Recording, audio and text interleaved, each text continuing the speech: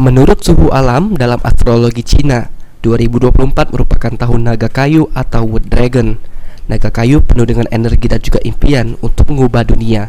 Terlebih, naga identik sebagai lambang kesuksesan, kecerdasan, dan juga kehormatan. Secara garis besar, energi utama untuk ekonomi dan bisnis di tahun naga kayu sangat bagus, terutama di elemen perekonomian dan juga bisnis. Menurut suhu alam, tahun 2024 untuk hasil sumber daya alam akan meningkat, sehingga perekonomian di Sumatera Selatan diprediksi akan mengalami peningkatan. Ditambahkan suhu alam, bisnis di tahun naga kayu sangat bagus, terutama di bidang properti.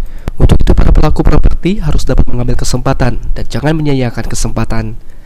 Suhu alam berharap di tahun 2024 ini akan selalu diberikan keberkahan, kehidupan yang sehat, dan juga kelancaran rezeki, dan dijauhkan dari bencana alam.